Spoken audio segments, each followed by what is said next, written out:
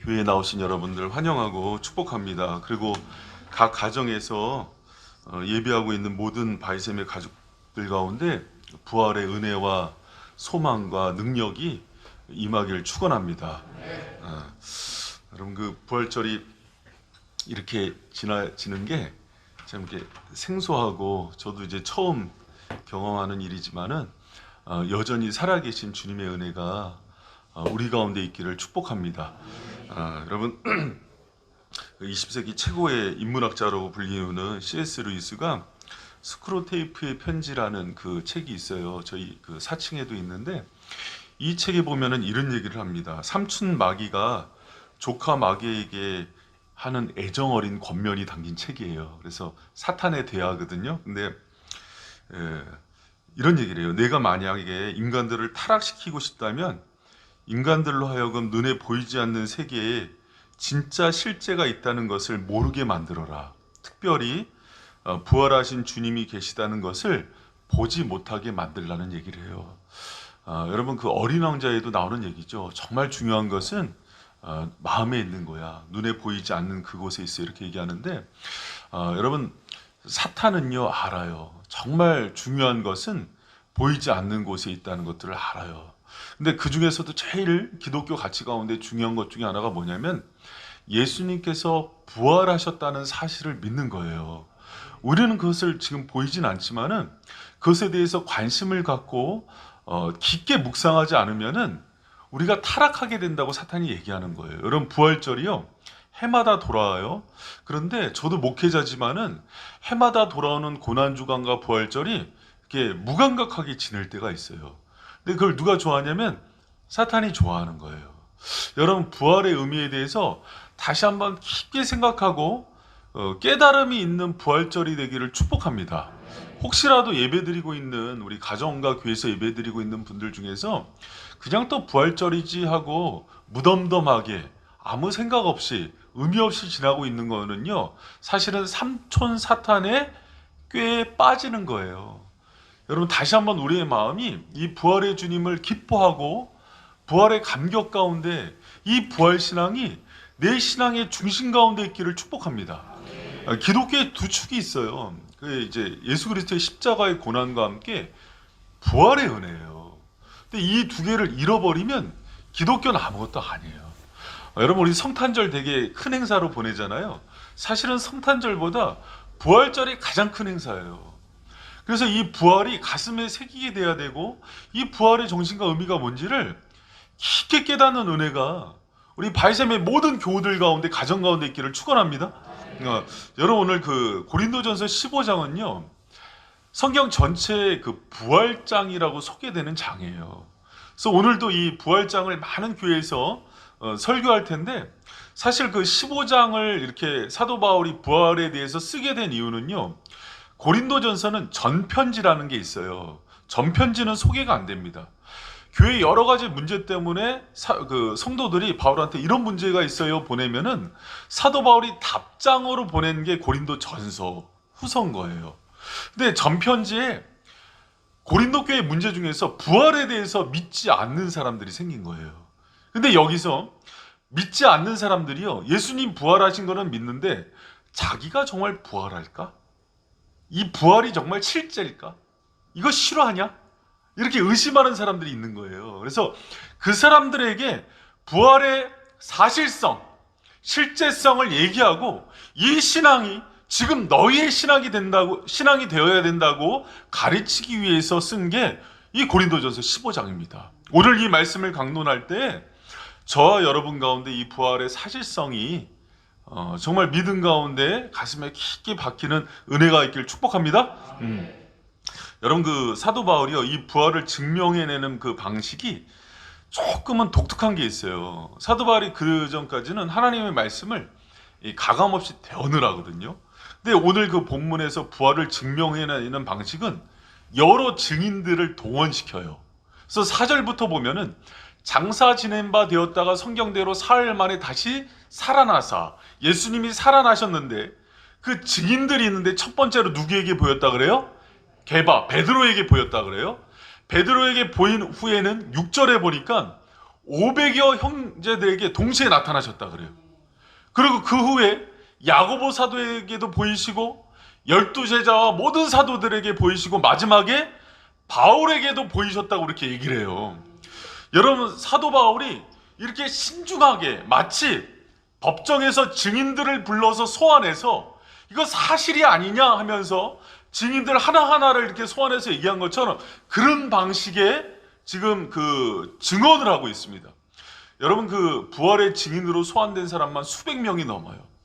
이렇게 얘기하고 있는 이유는요, 부활을 그냥 내 감정이나 사상이나 내가 알고 있는 지식이나 믿음의 신념이 아니라 이것은 역사적 사실이라는 것들을 강조하기 위해서예요. 여러분, 세상 사람들이 허구처럼 생각하고 이거 정말 있는 거야? 심지어는 믿는 사람들, 신학자들, 특히 독일 신학자들까지도 그건 그냥 하나의 의미론적으로만 받으면 되지 역사적 사실은 아니야 하는 것들을요, 바울은 심각하게 얘기하고 있는 거예요. 이거는 실화다. 역사적 사실이다. 예수님께서는 정말 죽으셨다가 부활하셨다. 얘기하는 거예요. 여러분, 죽었다 다시 사신 예수 그리스도를 믿는 저와 여러분들이 축원합니다. 여러분, 만약에 여기 그 교회 건너편에 있는 그 수천마을 농협에 무장 강도가 들어왔어요. 근데 무장 강도가 들어왔는데 이것을 지나가는 사람들이 보고서 신고를 했어요, 경찰에. 근데 경찰이 신고받더니 아니 무슨 그런 장난을 전화해? 그리고 출동을 안 했어요. 근데 조금 있다가 어떤 동네 지나가는 사람들이 그걸 이제 유리로 보고서 12명이 신고를 했어요. 그랬더니 경찰이 전화를 받고 이 사람들을 자꾸 짜고서 이러나? 오늘 만우절인가? 그리고 또 출동을 안 했어요. 조금 있다가 막 동네 사람들이 다 시끌시끌하게 모였는데 500명이 동시에 전화를 했어요. 그러니까 경찰서에서 이게 뭐 하는 짓들이야 이거. 광양동 사람들 제정신 아닌 거 아니야? 그리고 출동을 안 했어요. 그 사이에 이제 그 농협이 다 털렸다고 칩시다. 그러면은 그 전화 받은 경찰은 어떻게 되겠어요? 잘리죠. 근데 그 경찰이 짜고서 이거 사실은 전화가 안 하고 전화한 사람들이 정확히 얘기를 안 했다 그러면서 그 법정에 가서 이렇게 얘기를 하는 거예요. 근데 다시 그 사람들이 순서대로 와서 증언을 하는 거예요. 처음에 전화한 사람 12명, 500인들이 다 얘기하는 거예요. 그럼 여러분 그 재판은 어떻게 되겠습니까? 100%그 경찰이 패소를 하겠죠. 그리고 강도가 들었다고 얘기한 사람들이 승소를 하겠죠. 여러분 무슨 얘기를 하냐면 바울이 지금 그 사실을 얘기하기 위해서 자기가 알고 있는 500명 중에서는 살아있는 사람들이 태반이나 되는 그 모든 사람들을 소환해서 부활의 역사성과 사실성을 증명하는 거예요. 여러분, 우리가 부활을 이렇게 믿을 때요, 사실로서 역사적 팩트로서 믿는 게 너무 중요해요. 독일의 많은 교회들이 무너질 때 부활에 대해서 받을 때 어떻게 받았냐면 부활의 역전, 부활의 반전, 하나님은 죽었다가 살아나는 그 부활의 반전을 일으키는 분이 하면 의미론적으로만 받았어요. 부활의 내용을 의미적으로 이해하는 것도 중요한데 부활은 정말 예수 그리스도께서 살아나셨고 죄와 모든 사망의 권세를 이기고 죽었다가 살아나시고 그 부활이 우리의 부활이 된 것을 사실로 받아들이는 거예요. 여러분, 오늘날의 많은 신앙인들이요, 부활의 사실성을 자신의 것으로 실존으로 받아들이질 못해요. 여러분, 대표적인 게 요한복음 11장에 보면은 나사로가 죽으니까 마리아 마르다가 막 슬퍼해요. 그러니까 예수님이 오셔서 야 잔다, 살아날 거야 하니까 예수님, 우리도 아나이다, 마지막 때에 죽은 자 살아나는 거 아나이다. 그 아는 게 지식적인 알미예요. 이론적인 알미예요. 정말 사망 권세를 깨트리고 죽은 자가 산다는 걸 알면요, 그렇게 깊은 침체와 우울함과 또 낭망에 빠질 수가 없어요. 여러분, 지금 온 세상이 코로나19의 두려움 가운데 빠져 있는데요, 부활의 생명을 안다면 그 침체에 빠질 수 없어요. 부활을 사실로 받아들이지 못하기 때문에 힘이 없는 거예요. 부활의 생명이 저와 여러분의 것이 되기를 축원합니다. 예수님의 부활을요, 지금 나의 실존과 역사적 팩트와 실화와 사실로 적용하고 살아가는 저와 여러분 되시기를 축원합니다. 여러분, 그게 능력이 되는 거예요. 여러분, 1982년도에 아주 재밌게 본 영화 중에 스티븐 스필버그 만든 이틀이라는 영화가 있어요. 2011년도에도 재개봉을 했거든요. 근데 이티에 보면은 그 외계인이 와서 어떤 이유인지 모르게 외계인 하나가 남겨주고 떠나가요. 근데 그 이티와 그 주인공인 엘리엇이라는 꼬마가 만나는 장면이 나오거든요. 그럼 막 야구공 던지면 다시 날라오고, 그 초콜릿 주면은 이티가 맞고, 그러면서 막 서로 추억을 쌓아가요. 그러면서 막 손 다치면 이티가 치료도 해주고, 꽃이 죽으면 꽃을 살려내기도 하고, 자전거를 타면은 자전거가 막 하늘을 나르기도 하고, 막 이런 추억들을 만들어 간단 말이에요. 우정도 쌓아가고. 근데 그 당시에 과학자들 사이에서 이 땅에 지금 외계인이 있다, 그러면서 외계인에 대한 막 정보를 추적하면서 외계인은 이런 존재일 거다 하면은 막 이론들이 나와요. 그리고 외계인은 어디서 왔을 거고, 지금 어디에 있을 거고, 그 외계인은 이런 능력이 있을 거고 막 얘기를 하거든요. 근데 잘 들어보세요. 과학자들도 외계인이 있다는 걸 알았어요.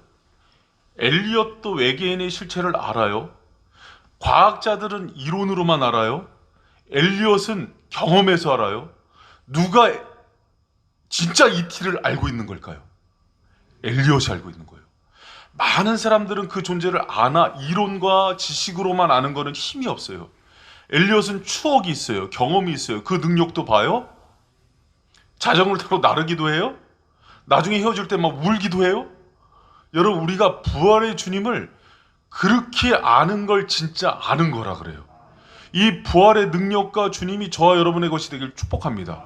여러분, 보통요, 이제 막 결혼한 남자들이, 선배들이 총각 후배 데리고 술 먹자 그래서 술 먹으면서 막 하소연해요. 아내가 애 둘 낳더니 호랑이가 됐다 막 그러면서. 그럼 막 이 후배는 이론으로만 알아요. 그냥 형수님이 이렇게 좀 무서워졌나 보다. 그런데 그게 아니라 결혼한 사람은 그 얘기를 들으면 알아요. 정말 내가 생명의 위협을 느끼고 이러다가 내 인생이 끝날지도 모르는, 우리 웃는 분은 다 알잖아요. 이번 목사님 알잖아요. 우리는 내 인생은 이대로 끝날 수도 있다는 위협 가운데 호랑이 같은 아내로 바뀐 그 아내를 보면서 두려워 떠는 그 마음이 뭔지를 아는 거예요. 그렇게 아는 것과 총각이 어디 갔어? 우리 순식이가 사모님이 요새 호랑이 같아 하면 사모님이 좀 무섭거니겠지 하고 아는 것과는 천지차이예요. 여러분, 많은 그리스도인들이요, 예수님 살아나셔서 부활하셔서 하는 능력을요 잘 몰라요. 그 부활의 주님을 경험하면요 이렇게 살 수 없어요. 여러분, 우리 가운데 해마다 오는 이 부활절이 여러분 가운데 정말 사실이 되고 능력이 되고 나의 실존이 되는 은혜가 있기를 축복합니다. 여러분, 사실로서의 부활을 경험하려면요, 교리와 이론으로만 받지 않고 정말 부활하신 그분과 앞에 서고 그분과 교제를 풍성해야 돼요. 그래서 정말 부활의 능력을 체험하는 방법은요, 깊게 그 부활의 주님과 함께 만나서 기도하고 교제하고 묵상하고 날마다 그분 앞에 서는 것을 통해서 부활의 주님이 확증 가운데 들어오는 거예요. 여러분, 말씀을 듣고요, 잘 보세요. 오늘도 이제 부활의 말씀을 듣거든요. 그래, 부활하셨구나 그러면서 머리로만 알고 끝나면은요, 그 부활이 내 것이 안 돼요. 그 말씀을 붙들고 기도의 자리 가서 부활의 영 성령을 통해서 주님께 깊게 매달리고 기도하는 걸 통해서요, 부활의 능력이 내 것이 된다니까요. 여러분, 우리 원래 한국교회는요, 이 부활절에 너무 좋은 전통이 있었어요. 고난주간 동안에 금식하면서 기도를 하고 철회를 하면서 정말 그리스도의 십자가에 동참하고 부활의 능력에 동참하는 것들을 경험했다고요. 여러분, 제가요, 이번 주에도 우리 비밀스럽게 특세를 했잖아요. 예수 그리스도의 고난의 십자가를 얘기하고 나를 위해 대속제물이 됐다는 걸 그냥 말씀을 통해서 연구하고 지식적으로 얘기하는 것과요, 그 주님을 내가 알기 위해서 무릎 꿇고 부활의 영이신 예수 그리스도와 교제하면서 기도를 통해서 담아낸 것들을 얘기하는 것과는요 천지 차이예요. 부활도 그래요. 여러분, 이 말씀을 붙들고요 그 부활의 영 앞에 서는 저와 여러분 되시길 축원합니다. 그리고 그 방법뿐인 없어요. 나를 위해서 죽으신 예수 그리스도의, 지금도 여러분 그걸 어떻게 설명해요? 그분이 또 사망 권세를 끊고 부활하셨다는 걸 어떻게 이해해요? 오직 성령께서 오셔서 나에게 알려주셔야 돼요. 부활의 영이신 예수 그리스도께서 나에게 그것을 알려주실 때 그 능력이 내 것이 되는 거예요. 여러분, 그 능력을 경험하는 우리 바이샘 성도들 되시길 축원합니다. 다른 말씀을 통해서 그 지식들 풍성히 아는 것들도 중요해요. 그런데 이엠 바운즈가 얘기한 것처럼 그거는요 반쪽짜리 지식뿐이 안 돼요. 정말 그 부활하신 주님 앞에 서서 그 말씀을 녹아내고 실존 가운데 서고 그 은혜 가운데 섰을 때 부활의 능력과 영광이 우리를 다시 살리는 거예요. 그것을 경험하기를 축원합니다. 그랬을 때 진짜 나타나는 사망 권세를 이기고 부활하시고 생명이 되신 주님의 그 반전의 능력, 부활의 역설이 정말 내 삶이 되어서 능력으로 나타나는 거예요. 그 은혜가 있길 축원합니다. 여러분, 많은 성도들이 정말 안타까운 게요, 기독교의 절기 중에서 정말 핵심적인 그 절기들이 많아요. 부활절, 고난주간, 성탄절, 추수감사절, 핵심적인 건 너무 교훈적인 의미가 크기 때문에 그것을 지키거든요. 근데 또 행사 왔네 그러고 지나가요. 여러분, 그렇게 되면은요 신앙적인 성장이 전혀 일어나지 않아요. 그럴 때마다 이게 얼마나 중요하고 가치 있고 정말 내가 알아야지 살고 신앙의 본질이고 계란의 노른자 같은 이 신앙의 진리가 내 것이 되게 해달라고 몸부림치면서 여러분 또 한 번 깊은 부활의 그 사실성 가운데 나가는 저 여러분들이 축복합니다. 여러분, 이 부활의 사실성 가운데 나갔을 때요 일어나는 변화들이 있어요. 부활의 증거들이 있어요. 그랬을 때 바울이 제일 첫 번째 한 얘기를 주목할 필요가 있어요. 여러분, 바울이 자신도 부활의 증인이고 그것을 경험한 사람인데 무엇을 경험하냐면은 8절 말씀 같이 한번 읽어봅니다. 8절 9절 같이 한번 읽어보도록 하겠습니다. 시작. 맨 나중에 만삭되지 못하여 난자 같은 내게도 보이신 9절. 네가 하나님의 교회를 핍박하였으므로 사도라 칭을 받기 감당치 못할 전. 사도 바울이 뭐라고 얘기하면은요 자신을 맨 나중에 만삭되지 못하여 난자 같은 내게도 이렇게 얘기해요. 미숙아로 태어난 사람 뭐 팔싹둥이라고 얘기하고 그러잖아요. 근데 그런 의미가 아니라 정말 부족하고 덜 떨어진 인간이라고 자기를 얘기하는 거예요. 여러분, 사도 바울이 이렇게 얘기한 이유가 있어요. 뭐냐면 부활의 역사적인 사실을 체험한 거예요. 주님을 실존을 경험한 거예요. 부활하신 예수님 자신을 위해서 죽고 자신이 그 핍박했던 교회의 머리가 되신 주님을 만났을 때 그 영광의 부활하신 주님을 다른 세계에서 만났을 때 고꾸라지는 거예요. 그러면서 느낀 자신의 실존이 뭐냐면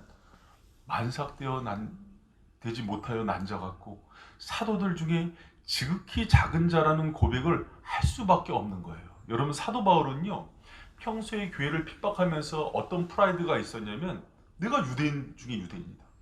율법으로는 참 바리새인이고 또 지식으로는 가말리엘 문화에 있는 사람이고 또 나 같은 사람이 어딨냐, 내가 정말 사내들인 공의회 지금 국회의원 선거하느라고 난리인데 내가 바로 그 국회의원 대표였는데 나 같은 인물이 어딨냐 그러면서 기세 등등하고 기고망장해서 교회를 핍박하고 이랬던 사람이란 말이에요. 그런데 그가 예수 그리스도를 만나니까 제일 먼저 느꼈던 정서가 뭐냐면 낮아짐이었어요. 나같이 부족한 자가, 정말 주님 앞에 얼굴을 들 수 없는 자가, 이런 고백이었어요. 여러분, 부활의 주님을 만났을 때요 첫 번째 특징은 뭐냐면 겸손이에요. 낮아짐이에요. 그분의 부활의 영광을 본 자는요 자신의 죄악됨의 실체와 부족함을요 뼈저리게 느껴요. 그것을 고백해요. 여러분, 어거스틴이요 기독교는 첫째도 겸손, 둘째도 겸손, 셋째도 겸손이라고 얘기한 거는요 그럴 수밖에 없어요. 영광의 부활, 그 부활에 나를 위해서 죽으시고 다시 부활하신 그리스도를 만났을 때 터져나오는 고백은요, 나 같은 사람이 이만하면 이 얘기가 아니라요, 나 같은 죄인이 하는 그 고백이에요. 여러분, 그래서 칼빈도 기독교 강요에서 제일 먼저 했던 얘기가 뭐냐면, 내가 하나님 앞에 서기 전까지는 몰랐다 그래요. 영광이신 그 하나님 앞에, 부활의 영광 가운데 있는 그 예수 그리스도 앞에 서기 전까지는요, 아무것도 모르고 까불었다는 거예요. 그러나 그 부활되신 그리스도를 만난 이후에는요, 정말 내가 누구인지 알고 깨닫는 거예요. 여러분, 이 부활절이 그런 절기가 되기를 축원합니다. 정말 중요한 게 무엇인지, 하나님 앞에서 내 실체가 무엇인지, 그분이 아니면 아무것도 아닌 정말 무지랭이 같고 타다남은 부직갱이 같은 이 존재가 어떤 존재인지를 깨닫는, 그게 바로 부활의 실존이 가르쳐주는 거예요. 여러분, 부활을 경험한 사람은요, 그래서 드러낼 게 없어요. 그 주님 앞에 그렇게 서는 거예요. 또 두 번째 바울이 고백하는 것을 보면요, 바울이 10절에 이런 고백을 합니다. 우리 고린도전서 15장 10절 말씀 같이 한번 읽어보겠습니다. 시작. 그러나 나의 나된 것은 하나님의 은혜로 된 것이니 내게 주신 그의 은혜가 헛되지 아니하여 내가 모든 사도보다 더 많이 수고하였으나 내가 아니요 오직 나와 함께 하신 하나님의 은혜로다. 여러분, 여기서 보면은요, 은혜라는 표현을 3번이나 해요. 은혜가 뭡니까? 받지 자격 없는 자에게 베풀어 주시는 하나님의 사랑이고 선물이잖아요. 근데 바울이 아무리 생각해도 내가 나의 나된 것은 하나님의 은혜였을 수밖에 없다는 그 은혜에 대한 그 고백이 터져나와요. 여러분, 부활의 사실성, 또 그분의 실존을 경험한 사람이 고백하는 두 번째 특징입니다. 여러분, 그 은혜의 고백이 멈춰지지 않는 부활절이 되기를 축복합니다. 근데 여기 여러분, 은혜의 주목과 함께 하나 볼 게 있어요. 뭐냐면, 나의 나된 것은 하나님의 은혜로 된 것이라 이렇게 얘기할 때, 은혜로 바울이 됐다는 건 뭐냐면요, 바울이 변화가 됐다는 얘기예요. 이전에는 자기가 핍박하는 자고 포행자였는데 부활의 주님을 실존 가운데 만나니까 자신이 은혜로 변화되었다는 거예요. 여러분, 부활의 주님을 경험하고 사실 팩트로서의 부활을 경험하면요, 반드시 일어나는 것 중에 하나가 뭐냐면 변화예요. 변화를 경험합니다. 여러분, 저와 여러분 가운데 이런 놀라운 은혜의 변화들이 있기를 축복합니다. 사도 바울은요, 정말 교만하고 교회를 핍박하고 해방하는 자였다가 이 은혜로 인해서 자기가 변화되어서 다메섹에서 빛으로 예수님을 만난 이후에, 부활하신 주님을 만난 이후에 생명 다해서 복음을 전하는 자로 바뀌어요. 여러분, 바울뿐입니까? 베드로 보세요.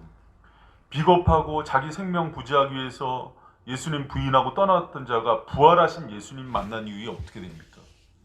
생명 다해 복음 전하는 사람이 돼요. 감옥에 갇혀서도요, 찬양하면서 막 주님께 영광 돌리니까 옥문이 열려져요. 여러분, 베드로가 그렇게 바뀌었던 거는요, 부활의 사실성과 실존을 경험했기 때문이에요. 그 전까지 부활의 능력이 주님을 만나기 전까지는요, 겁쟁이고 무지랭이였어요. 근데 바뀌는 거예요. 여러분, 바울뿐만입니까? 교회사의 그 유명한 어거스틴도요, 부활의 주님을 만나고 나서 허랑방탕한 생활을 정리하고서 교회사 속에 가장 위대한 인물이 돼요. 존 뉴턴도 노예 장사를 하면서 타락한 인물이었던 그가 부활의 주님 만난 이후에 변화됩니다. 여러분, 히말라야의 성자로 알려진 썬다싱이라는 인물이 있어요. 원래 독실한 힌두교도였습니다. 독실한 힌두교도였어요. 그랬던 그가 변화돼서 기독교의 아주 위대한 히말라야의 성자라고 부르잖아요. 식인 늑대와 호랑이를요, 썬더싱이 꾸짖으면은 회개하고 돌아갔다는 얘기가 있어요. 여러분, 그 정도의 영성이 있었는데, 그래서 많은 사람들이 한번 물어본 적이 있어요. 영국 국회에 초대돼서 얘기했을 때 한 학자가 물어봤어요. 어떻게 그렇게 독실했던 힌두교도가 크리스찬으로 바뀌었냐 했을 때 했던 얘기가 있어요. 뭐냐면, 예수 그리스도는 부활하셨고 살아계십니다. 이렇게 얘기를 했어요. 여러분, 제가 가끔 소개하는 우리 이본 목사님도 아세요. 우리 김준기 원장님이란 분 있잖아요. 이분이 원래 불교 주지승으로 훈련을 받던 분인데 파기하고 내려와서 예수님을 증거하고 복음을 전하는 사람이 됐어요. 왜 그랬냐고 했을 때 다른 것 아니었어요. 부활하신 예수님을 만났다 그래요. 여러분, 부활의 예수 그리스도를 사실로 실전으로 만난 사람들은요, 변화가 돼요. 여러분, 오늘 그런 변화와 은혜가 저와 여러분 가운데 있기를 축복합니다. 여러분의 신앙 중에서 가장 위험한 신앙이 뭐냐면요, 머리로, 이론으로, 지식으로 가는 신앙이에요. 이거는요, 독일 교회를 무너뜨리고 현대의 많은 서구 교회들을 타락시키는 중요한 요인들이에요. 여러분이 머릿속에 있는 것들을 다시 가슴으로 끌어내리고 이것이 정말 내 실존 가운데 경험되어지는 은혜가 있기를 축원합니다.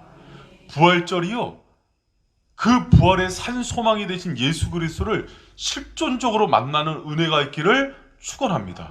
여러분, 우리가요, 지난 한 주간 동안요, 저는 개인적으로 그랬어요. 고난 주간에 십자가 설교만 6번을 했어요. 주일날 새벽마다 계속 하는데, 십자가가 처음에 이렇게 요만하게 보였다가 시간이 갈수록 이렇게 보이면서 정말 예수 그리스도의 그 죽음이 나를 위한 죽음이라는 것들이 실존 가운데 느껴지는 거예요.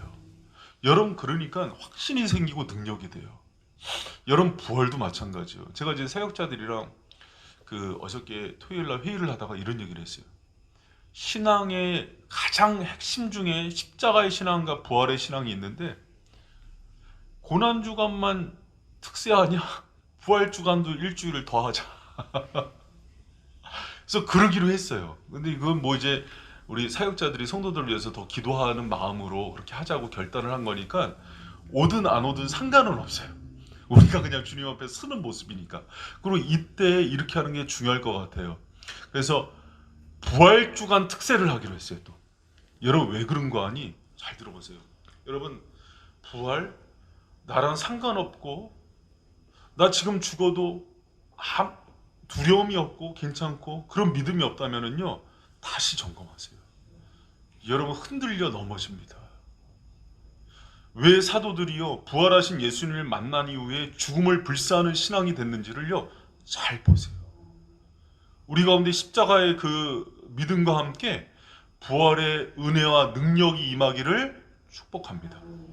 그것이 멀리 있는 이론과 사상이 아니라 정말 이 복음을 들고 예수님 앞에 섰을 때 기도 가운데 하나님께서 나에게 깨닫게 해주신, 성령이 조명하여서 열어주시는 그 은혜의 깊이 가운데 빠지는 은혜가 있길 축원합니다. 여러분, 그랬을 때 생명력 있는 성도가 되는 거예요. 생명력 있는 성도가 되는 거예요. 때로는 고난이 오고 연단이 오고 시험이 오고 코로나19가 내 삶을 흔들 수도 있고 실직이 당할 수도 있고 자녀 가운데 어려움이 올 수 있지만요, 잠시 금심하나 다시 회복되는 은혜의 영성이 있는 거예요. 여러분, 기독교의 신앙의 본질은요, 부활의 영성이라고 합니다. 이번 기회에 그 부활에 대해서 눈이 열리시고 이 지식이 실제가 되어서 사실이 되어서 나를 붙드는 능력이 되기를 축원합니다. 이게 부활의 신앙이에요. 여러분이 같이 그 부활하신 주님